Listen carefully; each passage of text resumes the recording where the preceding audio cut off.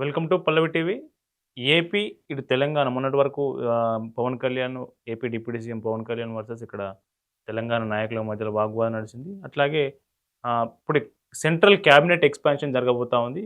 ముఖ్యంగా తెలంగాణ అట్లాగే ఏపీ నుంచి కొంతమందికి అందులో క్యాబినెట్‌లో చోటు దక్కే అవకాశం ఉందని కూడా వార్తలు వస్తా ఉన్నాయి. సో, ఏపీలో బీజేపీ ఎట్లా ఉంది? తెలంగాణ బీజేపీతో పోలిస్తే ఏపీ ఈ బీజేపీ సౌత్ మీద దృష్టి పెడితే అమిత్ షా గనక, ఎందుకంటే బెంగాల్‌లో విజయం సాధించారు కాబట్టి. సో, ఎట్లా ఉండబోతోంది అనే ఇట్లాంటి అన్ని అంశాలు మనతో పాటు మాట్లాడడానికి ఆంధ్రప్రదేశ్ స్టేటు భారతీయ జనతా యువ మోర్చా స్టేట్ అధికార ప్రతినిధి గనిశెట్టి అరవింద్ మనతో పాటు ఉన్నారు. అన్న నమస్తే. నమస్తే అండి. ఏం నడుస్తుందన్న ఏపీలో? కొత్త అధ్యక్షుడు వచ్చిన తర్వాత మారిన బీజేపీ యాక్టివిటీ పెరిగిందా ఏమన్నా? ఖచ్చితంగా భారతీయ జనతా పార్టీ రాష్ట్రంలో ఒక మంచి శక్తిగా ఎదగడానికి ఈ కూటమి ప్రభుత్వం మాకు మంచి ఒక చొరవగా ప్రజాస్వామ్యబద్ధంగా ముందుకెళ్తున్నాం. సో, ఇప్పుడు కూటమి ప్రభుత్వం ఏర్పడడం వల్ల ఇటు జనసేన అట్లాగే టీడీపీ ఆహ్, మనకు ఎన్డీఏలో భాగంగా అవ్వడం వల్ల ఏపీలో బీజేపీకి మేలు జరిగిందా? లేకుంటే కొంత నిజంగా సహజ ఎదుగుదలకు కొంత అడ్డంకి ఏర్పడిందా? అట్లానేం లేదన్నా. భారతీయ జనతా పార్టీ అనేటువంటి జాతీయ పార్టీగా, కేంద్ర ప్రభుత్వంలో అధికారంలో ఉన్నటువంటి పార్టీగా రాష్ట్రం అభివృద్ధి చెందాలి అనుకున్నప్పుడు ఖచ్చితంగా రాష్ట్రానికి కేంద్రం యొక్క సహాయం అవసరం. ఆ సమయంలో రాష్ట్రము కేంద్రము కలిసి డబుల్ ఇంజిన్ సర్కార్ నడపడం వల్ల అంతిమంగా రాష్ట్ర ప్రజలకు ఉపయోగపడుతుంది. పార్టీ ఒక మూల సిద్ధాంతం ఏదైతే ఉందో చిట్ట చివరి వ్యక్తికి ఖచ్చితంగా ఫలాలు అందాలనేటువంటి మా మూల సిద్ధాంతం భారతీయ జనతా పార్టీది ఏది ఉందో దాని గురించి మేము ఏ రాష్ట్రంలో అయినా పార్టీలతో రాజకీయ పొత్తు పెట్టుకుంటాం. తద్వారా ప్రజలకి సంక్షేమాన్ని కానీ ప్రజలకి ప్రభుత్వం చేరువగా ఉండేటువంటి ప్రక్రియను మేము చేస్తాం. ఎట్లా ఇప్పుడు యువ మోర్చాలో ఎంతకాలం పాటు ఉన్నారు? మీ నేపథ్యం అంటే మీరు ఎట్లా ఏబీవీపీ నుంచి స్టార్ట్ అయ్యారా? ఏ జిల్లా నుంచి మీ నేపథ్యం? నాది కోనసీమ అంబేద్కర్ జిల్లా, కోనసీమ అమలాపురం. నాది నేను బీటెక్ చదువుతున్నప్పుడే నేను భారతీయ జనతా పార్టీలో జాయిన్ అవ్వాను. మరి ఎందుకు జాయిన్ అవ్వాను మీరు అడగొచ్చు. అప్పట్లో నరేంద్ర మోడీ గారు గుజరాత్కి ముఖ్యమంత్రిగా ఉన్నారు. ఆయన ఒక డెవలప్మెంట్ కానీ, అక్కడ జరిగినటువంటి ఇన్ఫ్రాస్ట్రక్చర్ డెవలప్మెంట్ కానీ, అక్కడ మన చేస్తున్నటువంటి పథకాలు కానీ, అన్నిటికంటే ముఖ్యంగా భారతీయ జనతా పార్టీ ఒక సిద్ధాంతపరమైనటువంటి పార్టీ. ఒక ఏదైతే చిన్నవాడికి దగ్గరలో ఉండేటువంటి పార్టీ భారతీయ జనతా పార్టీ. జాతీయవాదం, ముఖ్యంగా దేశం పట్ల ఎక్కువ రెస్పెక్ట్ ఉన్నటువంటి పార్టీ భారతీయ జనతా పార్టీ. అది దాని పట్ల నేను బీజేపీకి అట్రాక్ట్ అయ్యాను. అప్పుడు నేను జాయిన్ అవ్వటం జరిగింది. సుమారు 14 సంవత్సరాలు పైన అయ్యింది నేను పార్టీలో జాయిన్ అయ్యి. యువ మోర్చాలో మండల వైస్ ప్రెసిడెంట్ నుంచి మండల అధ్యక్షుడిగా, జిల్లా కార్యదర్శిగా, రాష్ట్ర కార్యదర్శిగా, స్టేట్ ఎగ్జిక్యూటివ్గా, ఇప్పుడు అధికార ప్రతినిధిగా నేను బాధ్యతలో ఉన్నాను. సో, ఎట్లా తెలంగాణతో పోలిస్తే ఏపీలో బీజేపీ యాక్టివిటీస్ ఎట్లా ఉంటాయి? మొన్న ఆ మధ్య చూస్తే కడపలో ఒకటి మనకు టిప్పు సుల్తాన్ విగ్రహం సంబంధించి కూడా పెద్ద ఇష్యూ అయింది. అవును. కానీ దానికి ఆశించిన స్థాయిలో బీజేపీ ఆ ఇష్యూని టేకప్ చేసి కొద్దిగా పోరాటం చేయలేదనే విమర్శలు కొంతవరకు. సార్, విమర్శలు మీరే అంటున్నారు కదా. అక్కడ లోకల్ రాజకీయ పరంగా మా నాయకులు, మా కార్యకర్తలు అందరూ కూడా దాన్ని వ్యతిరేకించడం జరిగింది ఆల్రెడీ. దాన్ని ఎట్లా చేయాలి అనేటువంటిది మళ్ళీ ఇంకో యాక్టివిటీ తీసుకుంటారు. అది కూటమి ప్రభుత్వం కాబట్టి ఖచ్చితంగా దానికి ఆలోచించి ముందుకెళ్తారు తప్పండి, దాంట్లో వాస్తవాలు ఏం లేవు. అంటే ప్రభుత్వంలో ఉండడం వల్ల ప్రతిపక్ష పాత్ర ఏదైతే పోషించాల్సిన అవసరం ఉండేనో అది కొంత తగ్గింది అనుకోవచ్చా సార్? ఖచ్చితంగా ప్రభుత్వంలో భాగస్వామ్య పక్షంగా ఉన్నప్పుడు ప్రజా వ్యతిరేక పోరాటాల్లో మేము చెయ్యకపోవచ్చు, కానీ ఖచ్చితంగా మా ఒక్క మద్దతును కానీ, మా ఒక్క ఒపీనియన్ కానీ చెప్తాం కదా. భాగస్వామ్య పక్షాలైనా సరే భారతీయ జనతా పార్టీ స్టాండ్ని పార్టీకి తెలియజేస్తాం కదా. ఏ విషయంలో అయినా సరే, ఏ డిసిషన్లో అయినా సరే భారతీయ జనతా పార్టీ మా ఒక్క వైఖరిని ఖచ్చితంగా భాగస్వామ్య పక్షానికి కానీ ఏ పార్టీకి అయినా సరే మేము చెప్తాం. అందులో ఎటువంటిది లేదు. సో, ఇప్పుడు ఒక క్వశ్చన్, మీది కోనసీమ అంటున్నారు కాబట్టి ఆ మధ్య Pawan Kalyan AP deputy CM మాట్లాడుతూ మా కోనసీమ కొబ్బరి చెట్లకు మన తెలంగాణ ప్రజల దిష్టి తాకినట్టున్నది, లేకుంటే తెలంగాణ నాయకుల దిష్టి తాకిందేమో అని ఒక కామెంట్ చేసినట్టున్నది. దాని మీద చాలా అభ్యంతరాలు వచ్చినాయి. మనం చూశారు, ఇప్పుడు సభ పెట్టుకుంటా అంటే అనుమతి రాలేదు, ప్రెస్ మీట్ పెడితే పెద్ద ఎత్తున ఇది జరిగింది. ప్రెస్ క్లబ్లో కొంతమంది పవన్ కళ్యాణ్ దూషించడం ఇట్లాంటి అన్ని మీరు చూస్తున్నారు కదా. అంటే ముఖ్యంగా ఈ విషయం మీద మాట్లాడాలంటే పవన్ కళ్యాణ్ గారు కోనసీమ ఒక అందాలని చెప్పడంలో దాన్ని సరదాగా మాట్లాడారు. ఆ సరదాగా మాట్లాడిన మాటల్ని ప్రాంతీయ విద్వేషాలు రెచ్చగొట్టేటువంటి, వైషమ్యాలు రెచ్చగొట్టేటువంటి కొంతమంది తెలంగాణ ప్రజలు చాలా జాగృతి పరమైనటువంటి, చైతన్యపరమైనటువంటి ప్రజలు. ఎందుకంటే ఈ తెలంగాణను పైరవి చేసో లాబింగ్ చేసో సాధించలేదు కదా. పోరాటాలు చేసి, ఆత్మ బలిదానాలు చేసి, నిరంతరంగా రోడ్డెక్కి కొడుపు కాల్చుకుని ఈ రోజు తెలంగాణ అస్తిత్వాన్ని సాధించుకున్నటువంటి ప్రజలు తెలంగాణ ప్రజలు. తెలంగాణలో పవన్ కళ్యాణ్ గారు ఒక రాజకీయ పార్టీని అనౌన్స్ చేసిందే తెలంగాణలో కదా. ఆయన తెలంగాణ గురించి వ్యతిరేకంగా ఎట్లా మాట్లాడతారండి? అసలు ప్రతి విషయంలోనే కూడా తెలంగాణలో ఏ మీటింగ్లో అయినా సరే పవన్ కళ్యాణ్ గారు తెలంగాణ ప్రజల గురించి ఆయన వ్యక్తపరుస్తారు. అక్కడ చాలా చైతన్యపరమైనటువంటి ప్రజానికం అని ఆయన చెప్తూ ఉంటారు. కోనసీమ కొబ్బరి అన్నదాన్ని ఆయన ఏదో సరదాగా మాట్లాడిన మాటలు కొంతమంది దాన్ని రాజకీయ రంగు పులివి, దానికి ఏదో అంటగా, అంటే దీన్ని ఎట్లా అంటే సార్, ప్రజెంట్ మన ఏదైతే ట్రెండ్ అవుతుందో దాన్ని డైవర్ట్ చేయడానికి కొంతమంది పనిచేస్తూ ఉంటారు. వాళ్ళకి పని పాట ఉండదండి. ఏదైతే అనవసరమైన విషయాలు ఉన్నాయో వాటిని తెర మీదకి తెచ్చి రాజకీయంగా బురద జల్లేటువంటి కార్యక్రమాలు చేయటం తప్ప దానికి ఎటువంటి వాస్తవాలు ఉండవు అందులో. సో తెలంగాణ, ఏపీ రెండు విడిపోయిన తర్వాత అరే విడిపోయి మాకు నష్టం జరిగింది అనే భావన కలిగిందా మీకు? ఖచ్చితంగా 12 ఏళ్ల పూర్తయి 13వ ఏటకి తెలంగాణ రాష్ట్రం సాధించుకున్నారు తెలంగాణ ప్రజలు. ఖచ్చితంగా ఇంత డెవలప్మెంట్ అయినటువంటి హైదరాబాద్ను వదులుకోవటం అంటే కొంత బాధాకరమైనటువంటి అంశమే. కానీ 4 కోట్ల మంది ప్రజల ఆకాంక్షను నెరవేర్చారు అన్నటువంటి సంతోషం కూడా మాలో ఉంది. కానీ మా ఒక్క భావన ఏంటంటే, ఈ ఒక్క హైదరాబాద్ ఏ రకంగా అయితే అభివృద్ధి చెందుతుందో దానికి మా అమరావతిని పోటా పొడిలా అభివృద్ధి చెందాలి. ఈ తెలుగు రాష్ట్రాలు దేశంలోనే మంచి నగరాలుగా, జంట నగరాలుగా, ప్రముఖ నగరాలుగా పరిమితి చెందాలనేటువంటి కోరిక మాలో ఉంటుంది తప్ప హైదరాబాద్ అంటే మాకు తెలంగాణ ప్రజలైనా హైదరాబాద్ అయినా మాకు చాలా, ఎందుకంటే ఈ తెలంగాణ నుంచి మా సంక్రాంతికి వస్తూ ఉంటారు. మీరు ఎవరినైనా సరే అడగండి, తెలంగాణ నుంచి ఆంధ్రాకి వచ్చినప్పుడు మా మర్యాదలు కానీ, మా ఒక విధానాలు కానీ, పలకరింపులు కానీ ఎట్లా ఉంటాయో మీకే మీరు అడిగితేనే తెలుస్తా తప్ప అంతకు మించి మాదే ఉంటుంది. తెలంగాణలో ముఖ్యంగా హైదరాబాద్లో మీకు నచ్చే అంశం ఏంటి? అంటే తెలంగాణలో ప్రజల్లో నాకు ఎక్కువ నచ్చేది ఏంటంటే పోరాట స్ఫూర్తి అండి.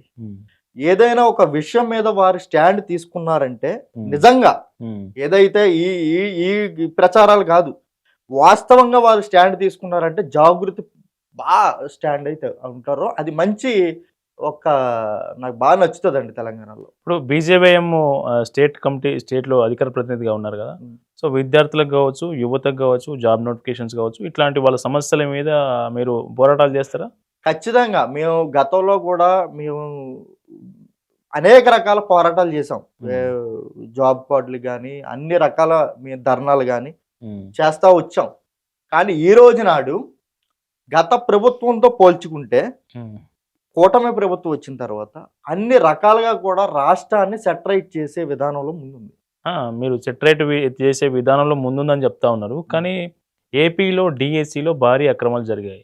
సో ఈ విషయం తెలిసిన ఏపీ బీజేవైఎం నాయకులంతా చూస్తూ ఉండిపోతున్నారు తప్ప ఎట్లాంటి నోరు మెదపడం లేదు, మాట్లాడడం లేదు, దీని మీద పోరాటం చేయట్లేదు అనేది అక్కడ ఉన్నటువంటి యువత ద్వారా వస్తున్నటువంటి ఆరోపణ. ఖచ్చితంగా ఏ విధమైనటువంటి అక్కడ అక్రమాలు కానీ, వేరే విధమైనటువంటి అక్కడ దౌర్జన్యాలు కానీ జరిగినట్టయితే ఖచ్చితంగా ముందుండి పోరాడేది భారతీయ జనతా యువమోర్చాని. ఖచ్చితంగా మేము ముందుండి పోరాడతాం. ఎన్ని ఇష్యూలు కూటమి ప్రభుత్వం వచ్చిన తర్వాత ఎన్ని ఇష్యూల మీద పోరాటం చేశారు? ఒకటి రెండు చెప్తారా?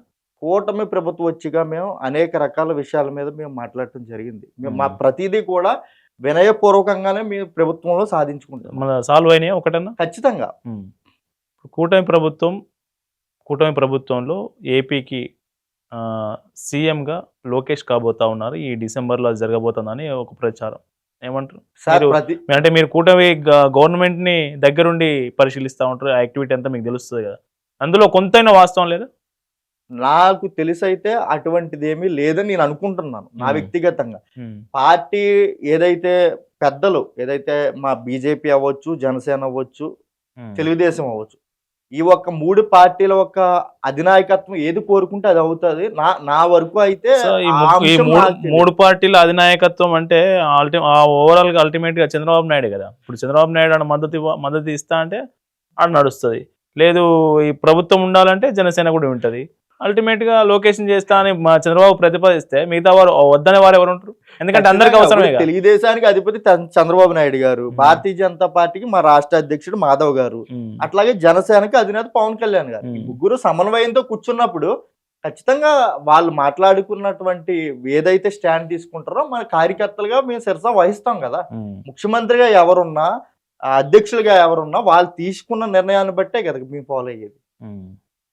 సో షర్మిల విషయానికి వస్తే, షర్మిల ఇక్కడ పార్టీ పెట్టి దాన్ని కాంగ్రెస్లో విలీనం చేసి ఏపీకి ఆమె అధ్యక్షురాలు అయ్యారు. ఇప్పుడు రాజ్యసభ కూడా వెళ్ళబోతా ఉన్నారట కర్ణాటక నుంచి, మనకు వార్తలు వస్తూ ఉన్నాయి కదా.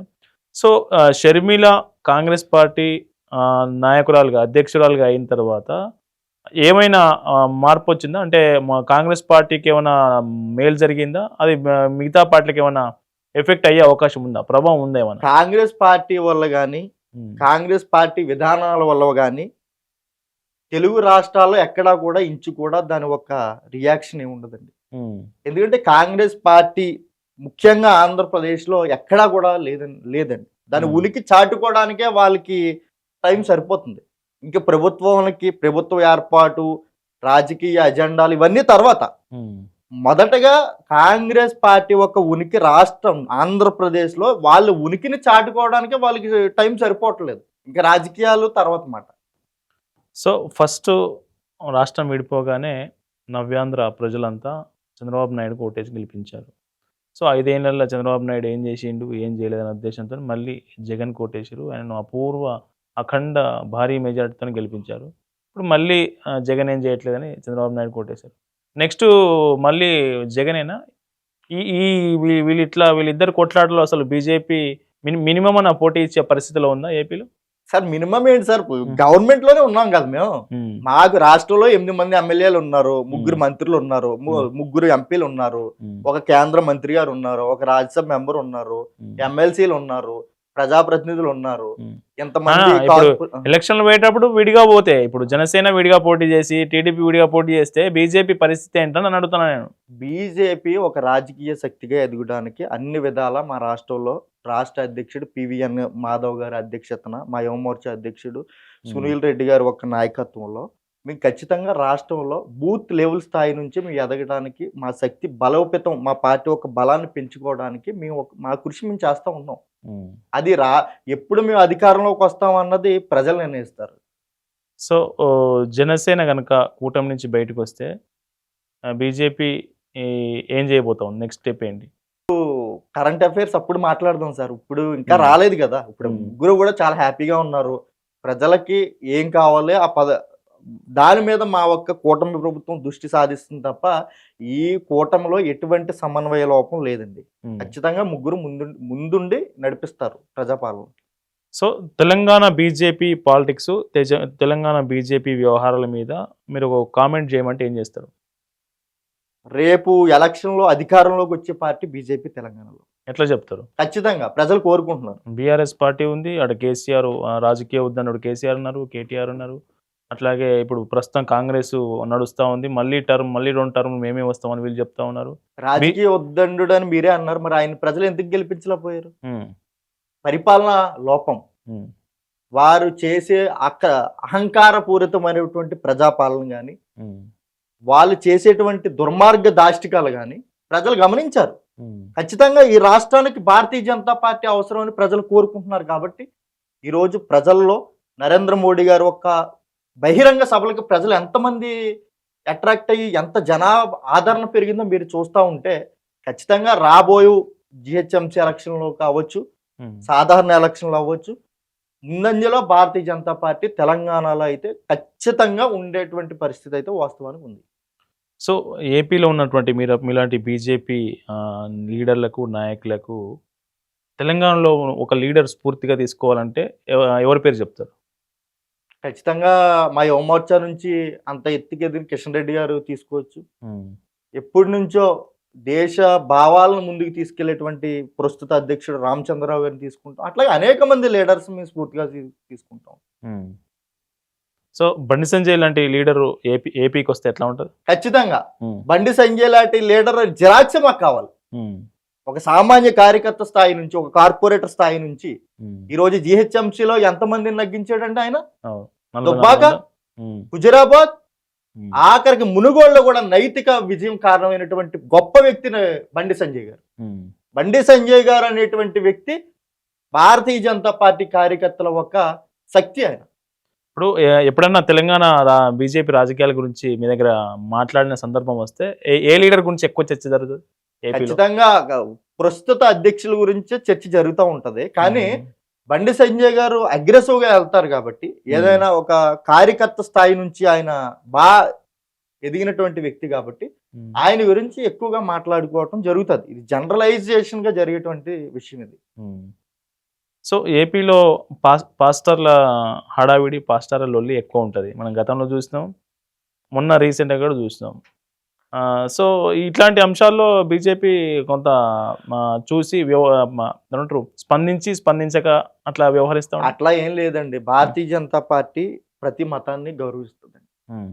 ప్రతి మతాన్ని గౌరవిస్తుంది. ఖచ్చితంగా వారు పరిధిలో వారు చేసుకున్నప్పుడు మాకు ఇబ్బంది ఉండదు. ఎవరైనా సరే ఏ విధమైనటువంటి మతపరమైనటువంటి దానికి అయినా సరే వారి పరిధిలో వారు చేసుకున్నప్పుడు మేము దానికి వ్యతిరేకించలేం కదా.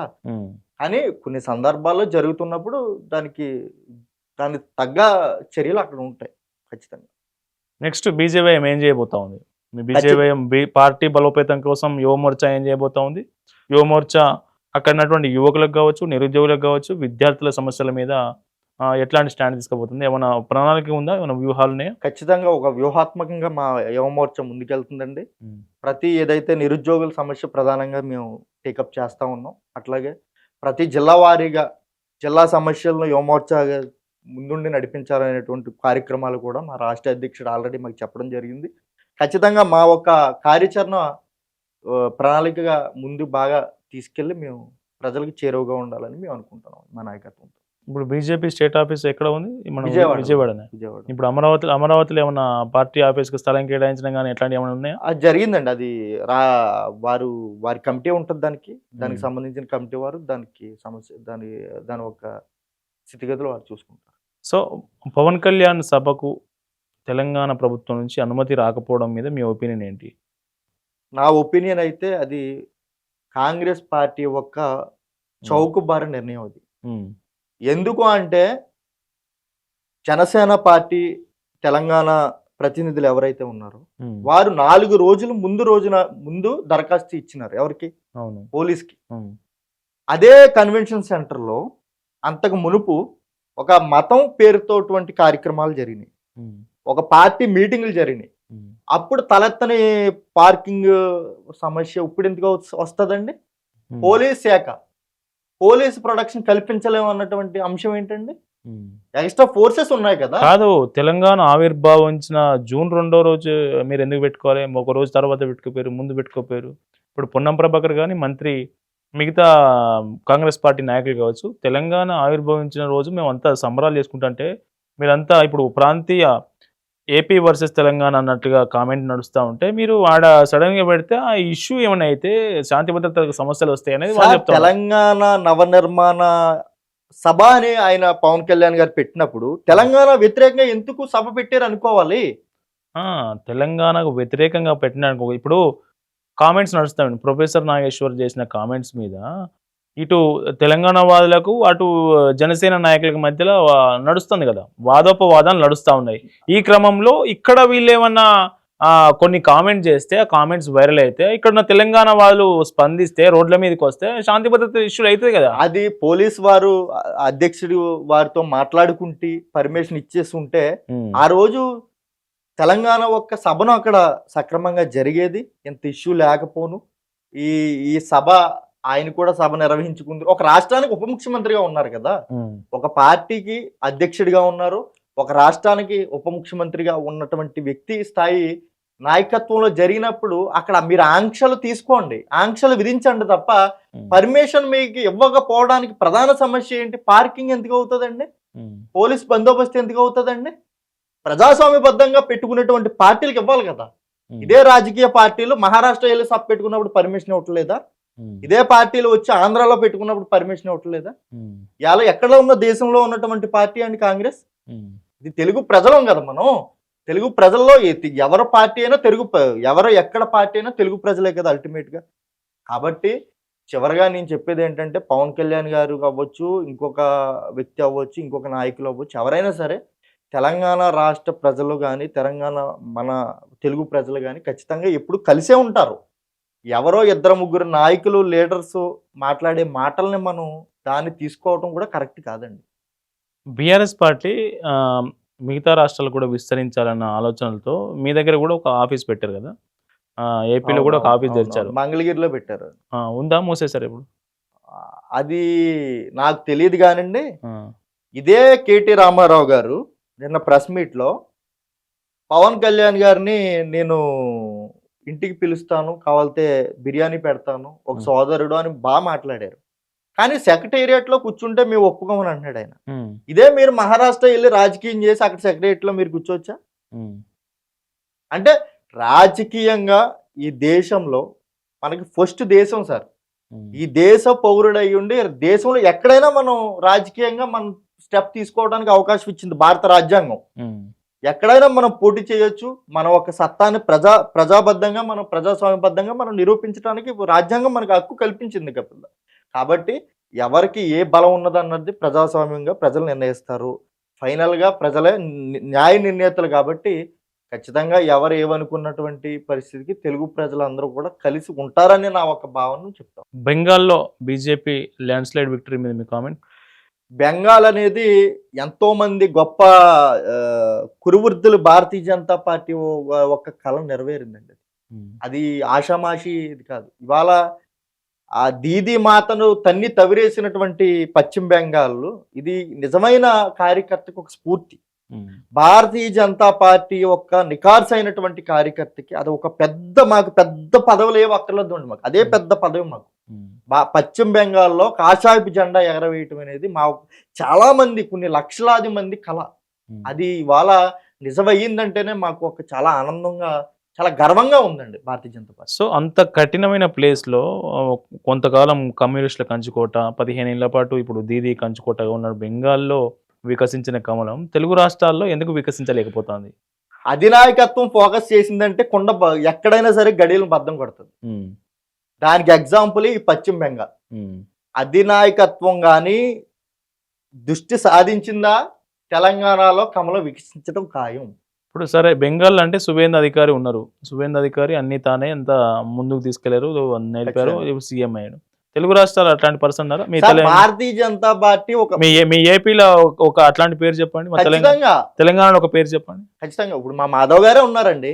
మా మాధవ్ గారికి ఏం తక్కువ, ఏదైనా చేయగలుగుతాడు. కాబట్టి భారతీయ జనతా పార్టీ ఒక లీడర్స్ ని తయారు చేసేటువంటి కర్మాగారం, ఒక శిక్షణ ఇచ్చి ఒక ప్రజలకి దగ్గరగా ఉండేటువంటి లీడర్ తయారు చేసే కర్మాగారం. కాబట్టి ఖచ్చితంగా వాళ్ళకి అధికారం కావాలి అనుకున్నప్పుడు ఖచ్చితంగా నాయకుడిని తీసుకొస్తారు.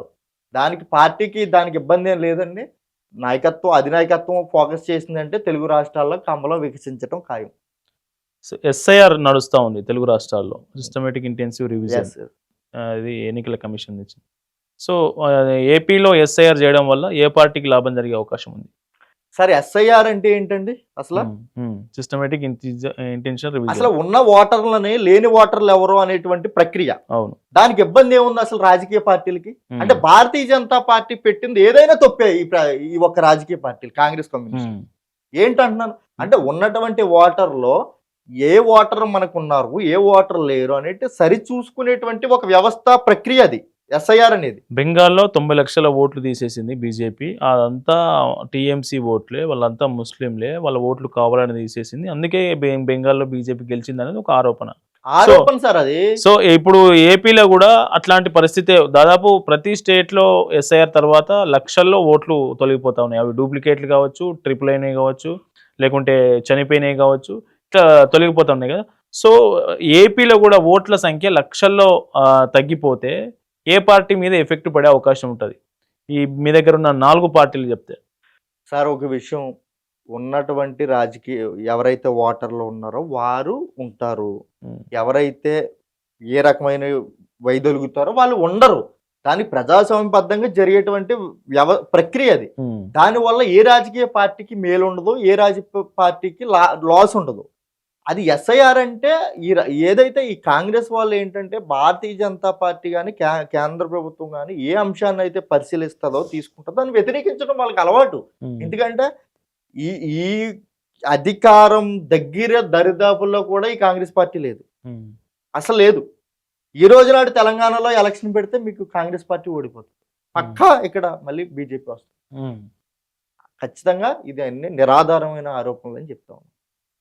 ఇది మొత్తానికి ఏపీకి తెలంగాణకు సంబంధించిన చాలా అంశాలు మనం డిస్కస్ చేస్తాం. సో ముఖ్యంగా కేంద్రంలో ఉన్నటువంటి బీజేపీ మాత్రం ఈ 2 రాష్ట్రాలు, తెలుగు రాష్ట్రాల మీద ఫోకస్ పెడితే బెంగాల్లో ఏదైతే ల్యాండ్ స్లైడ్ విక్టరీ ఉందో సో అదే తరహాలో ఇక్కడ కూడా ప్రభుత్వంలోకి వచ్చే అవకాశం పుష్కలంగా ఉంది అని చెప్తా ఉన్నారు Ganishetti Aravind, BJYM state AP అధికార ప్రతినిధి.